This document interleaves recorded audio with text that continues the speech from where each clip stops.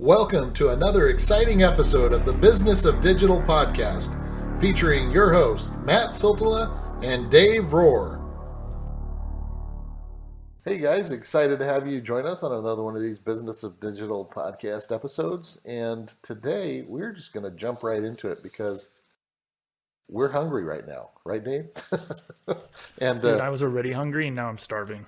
We're sharing pictures of snippets of food and all kinds of stuff. But what are we talking about today? We are talking about why Open Graph, meta description, and other things matter. Yeah, something like I don't. It's a working title as always. And other tagging matters. That was the.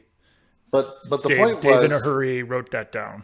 But that's all good. But the point was, we have a bunch of different tools that Dave is going to share with you here in a little while about testing out your sites and things like that, your socials. But I thought it was interesting because I thought that I was given an example of one that wasn't doing necessarily a good job with some of it, and I shared it with you on Facebook, and you're like, no, it comes up with this huge sandwich, and I'm hungry now. Yeah.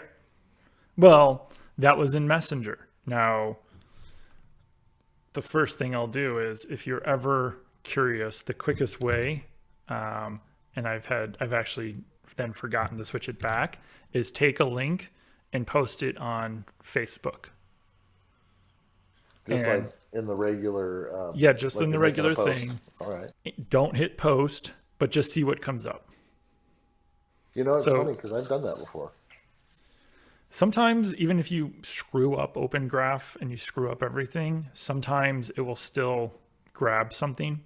But it also depends on the page. So we were talking about different examples and different businesses where, one, they might care, and two, they might not care. And restaurants, especially right now, if my wife was, we're not going out right now, we're going to order out, she would send me a link to somewhere new. Like maybe a new restaurant just opened up or there was some special, and she sent me a link, and it's in Messenger or it's on Facebook or, it's on Twitter or whatever. Yeah. What shows up? And depending on what shows up can get you excited about if you like that suggestion or not. Correct. Or if you have a menu page or a blog post and say you don't have a default image, or that the Open Graph is not set up correctly, or the Twitter cards aren't set up correctly, all of those things can impact the reach, the click-through, if someone actually cares. Yeah. Like I've shared stuff, blog posts, and it's like, here's one of the 8 images that you can show. And none of them have anything to do with the actual article. Yeah.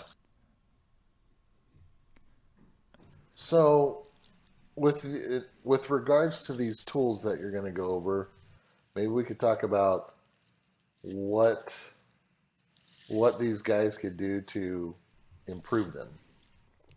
So I'll drop a list of tools into the write-up.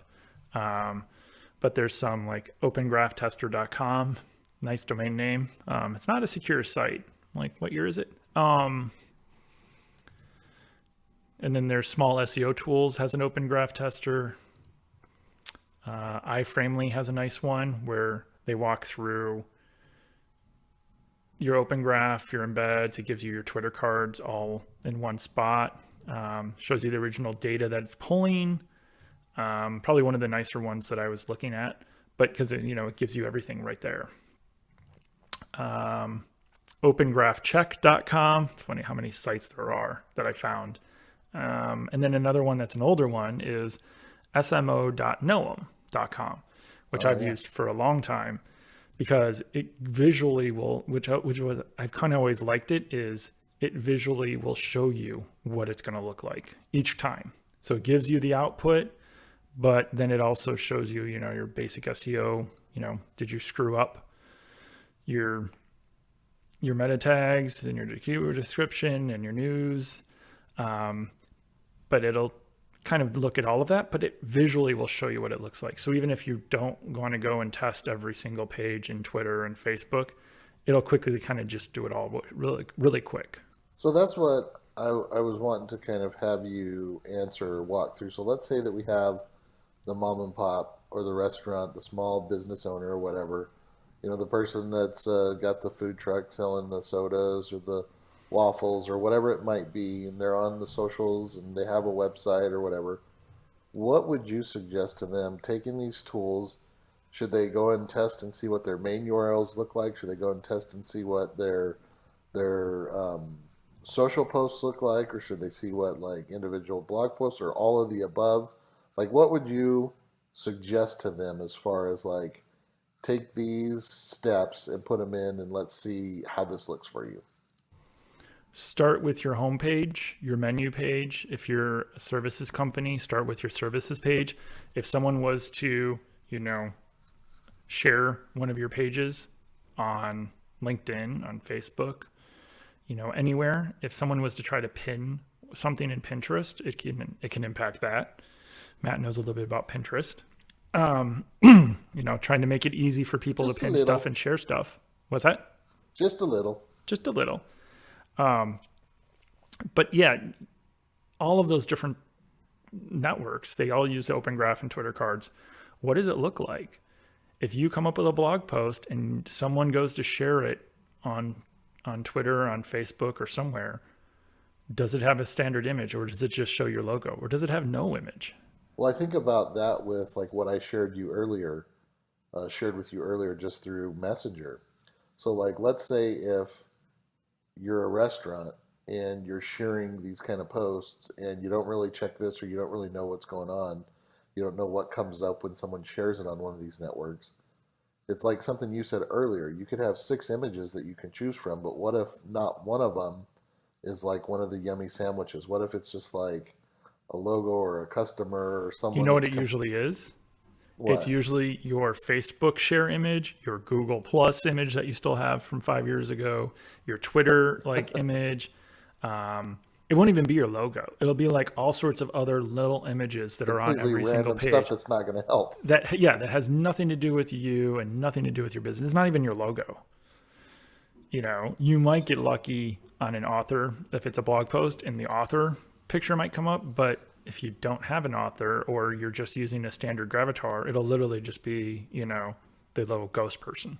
So that's the kind of stuff that we're telling you guys that you need to pay attention for and look out for, because I think about this with, and again, I hadn't really thought about this till you brought this up, and that we decided to do this episode about this, Dave. But I think about all the places, like some of my favorite spots. Like there's this there's this food truck that comes out here every once in a while, like a couple times a week, and they're called Remisol Cuisine, and they share the post. And I can guarantee you, if they did this wrong and the pictures that show the food, the different things that they're spotlighting for that day didn't pop up, I would be like completely less interested and probably not think about going and hitting them up if they did this wrong. If they showed me a old Google Plus image.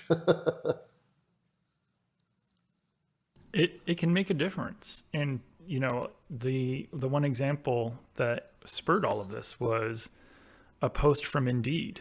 I just thought it was like, I don't know, it's like a beer opportunity, and I was going to share it in some group, or it was like really funny, like job title or job something. And I just happened to see it, and I was going to send it to someone.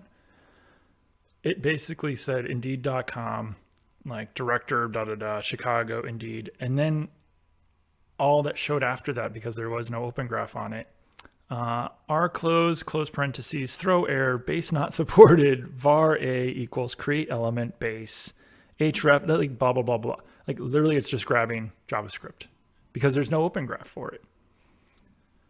And there's times where I'll go to post a link and literally nothing will come up because there's no meta description, there's no open graph, there's no nothing. And then if your home page is called home, Or my site. or my site, which is one of the examples that Matt, the first URL that Matt grabbed, he was like, oh yeah, page title for the homepage is my site. Awesome. That tells me so much about that domain. I really want to go shop there or eat there or whatever. Oh. Yeah. Is it 2020? What's that? It's 2020, right? Yes, it is 2020. I know. Oh, That's man. when we're discussing this, I was like, it's 2020. Come on. If you're on WordPress, you can set some of this stuff up. You can set default stuff in Yoast. SEO plugin. If you have pages and you're like, oh well, we don't always have a good image for a blog post, which you should, but different problem. You can set a default, and it can be your logo, it can be your product picture, picture of the team, something, and you can set the default description for that open graph, and you can set the default picture. Hello, There should be calling. there should be no excuse anymore these days. Like it's like what you're saying with pictures. There should be absolutely no excuses for people anymore because like the site example that I gave you and the one I sent in Messenger, like most of those pictures were taken with a newer iPhone, and the phone capability these days are fantastic. Like my sons both have the Google Pixel phones, and I'm telling you, like the cameras on those are amazing. Like they were doing the night photography ones even before the new iPhone ones were. But my point here is there should be no excuse for you to be able to, oh, I haven't got time to take good pictures or hired a photographer or whatever. Like you don't need that necessarily anymore. Lost Like, you. you can take decent pictures and use them and get them to fix these kind of things that Matt we're talking dropped. about, at least with Open Graph and this kind of stuff. So You dropped for a little while. those are just my thoughts, Dave. Oh, we just lost Uh-oh. your thoughts, I think. I think we lost your thoughts. I think your internet went poop. Mine did. Maybe. We'll find out. Do I need to? I can redo that if you want to. Yeah, just do it real quick, and I can cut either this part or that part. So I was started talking about with Your son's Pixel phone. Okay. So my thoughts on it are like you have no excuse to not take good pictures these days because like I was thinking about my son's Google Pixel phones. Like the pictures that they take are phenomenal. They were doing those night photography ones before the new iPhones started doing them too. But my point being is, and I've told these people, and especially like the site that you saw, there is no excuse because these pictures were taken with an iPhone, and so you don't have to wait for a professional shoot or something. I'm not saying that it's not worth it or don't do it, but if the excuse for you not having something on Open Graph or showing up is because you haven't taken a picture, well, there is no excuse with like the technology that's around us today. Well, and think about next door, the people that you probably hear hammering away at the roof. Bless their souls. Oh. Maybe it'll rain and they'll stop for a little while. I don't hear anything. I know. Hopefully no one. Yeah, I'm going to try to edit as much out as I can. They're almost done with the roof, so the end is near. If it's a roof being put up or a dog barking, this is just COVID. This is just 2020 for us. But yeah, like just think of like like a builder, and you want to go look at custom homes because you're going to build your custom home, your dream home. And you go to whatever page it is, and there's 10 different photos of different layouts and different things.